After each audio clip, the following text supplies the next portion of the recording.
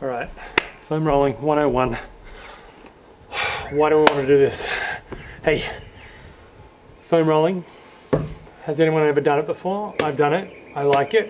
I don't mind this type of foam roller. There are different types. Some of them are solid. This one is not solid, as you can see. Why do I want to do it though? So one of the big reasons why I find foam rolling to be really important for people of all walks of life is to get fluid moving through our bodies. Today we're going to do some lower limb foam rolling. So we're going to be getting fluid moving through our calves, through our hamstrings, through our quads, and also through our glutes. Why do I want to get fluid moving? Well, I'll say, why do I not want fluid to be moving throughout my body? If I start to get fluid stagnation throughout my body, it can really interfere with a lot of my bodily processes that I need to keep really good function through my entire body, but we're talking about the lower limbs today. We want to try to avoid, or we want to try to minimize the incidence of this happening in our body. One way we can do that, you guessed it, in conjunction with regular exercise and also other types of stretching and mobility work. Of course, that's going to help as well. This is just another form that I want to show you guys today. Some people really like foam rolling. Some people really dislike foam rolling. It depends on who you are, what you like, and how you want to perform. That's going to dictate whether or not you want to do this. Enough chit chat though, let's get started, shall we? So grabbing your foam roller, we're going to start with our calves first. With this, I want to make sure I'm talking through you as we go. I'm going to get the clock started. So I'm going to time us as we go through. But starting with our calves, you'll notice here I started at the middle of my calf. I'm not at the end. I'm not behind my knee. In the middle.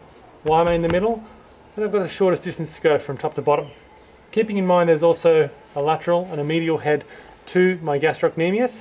I want to try and target both of those as I'm going through the movement. We're going to aim for 30 seconds, staying strong through our shoulders as we press ourselves up. And let's just take it away, nice and easy movement. As I mentioned, we want to go medial head, so through the middle. We want to roll that or externally rotate that out to lateral head. If we've never done this before, it can be really sore. If we don't stretch a lot, this can be really sore. And if we've got fluid that's sitting in our legs, it can be really sore. So building a regular practice with this is always going to be beneficial.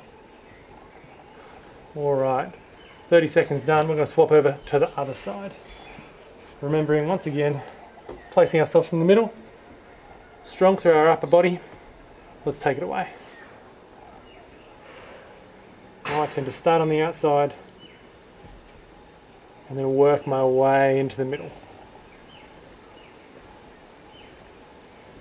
As I mentioned before, we don't want to drop in to our shoulders. We want to stay nice and engaged throughout this whole movement.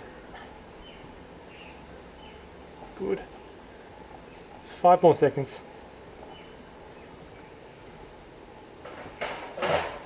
And let that one go. From here, I'm going to move into hamstrings. So once again, nice and upright. And we're tracking through the middle and also out to the edge.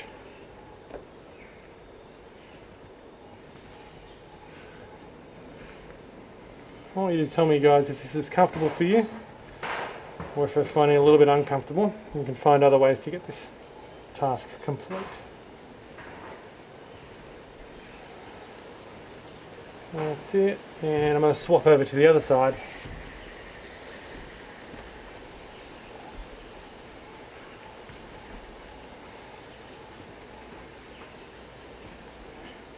Remember rolling that internal and external rotation of the hip.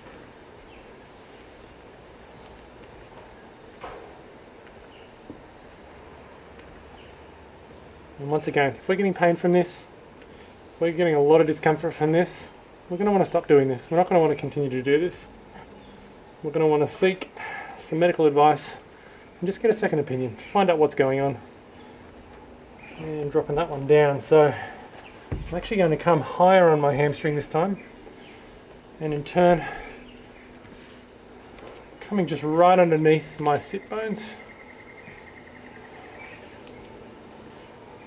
You'll notice I did the lower end of my hamstring closer to my knee that first time, and this time around I'm getting right up the top.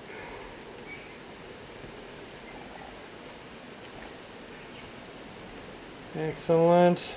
And I'm going to swap over and take it away. Remember to come right in underneath that sit bone.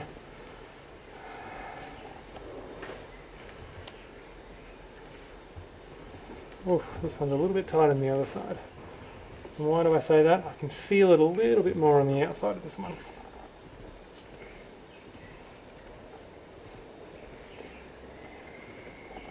That's it, and then from here, I'm going to move it into my glute. Now, this time, coming onto one side, so I'll be on my side a little bit more. Remember that sit bone, we kind of want to come to the top of that this time, and then roll up just underneath the top of the bone at the back of our hip.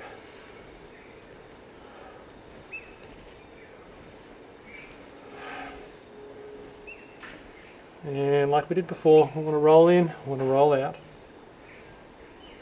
That's it. And swapping over to the other side. And coming under that sit bone, all the way to the top of that sit bone and up to the top of the hip.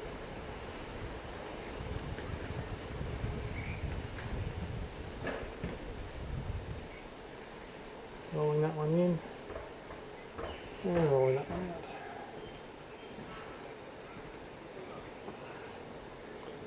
Excellent. Now, I didn't mention this in the beginning, but I also want to do my ITBs. This can be very, very uncomfortable for some people. So what I actually recommend you do in this one is, if it's so uncomfortable to roll on, then just find a spot and let's just sit and inhibit that one section. But if we can roll on this one, that's why I like the handle on this, so I can hold this and I can control that roll. That's it. Oof.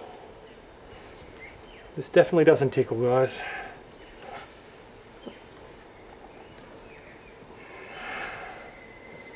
If we do have any bursitis in our hip, I wouldn't recommend doing this one because it will be very painful.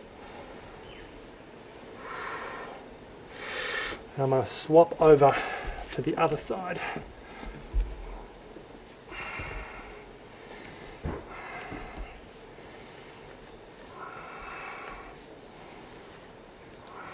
That's it, trying to keep that leg extended and straight as we go through this whole movement.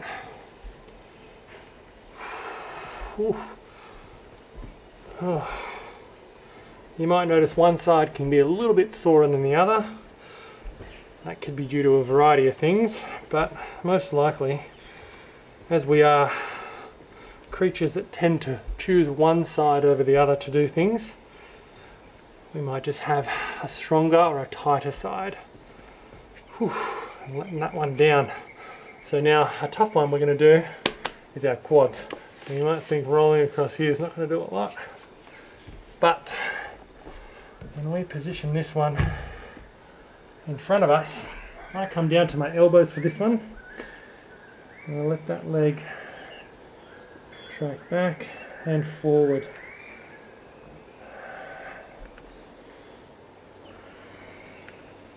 Remember to stay strong through the upper body, so we're pushing away.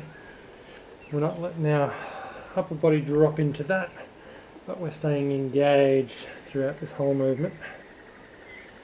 Whew. That's it. And then we're going to swap it over to the other side.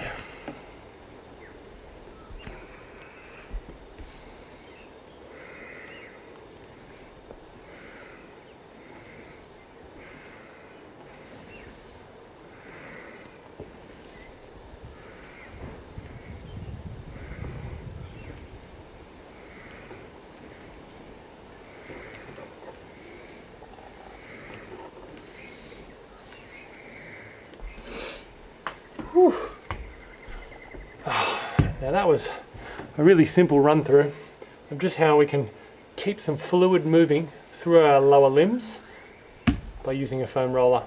If you've got any questions, concerns, comments, please let me know.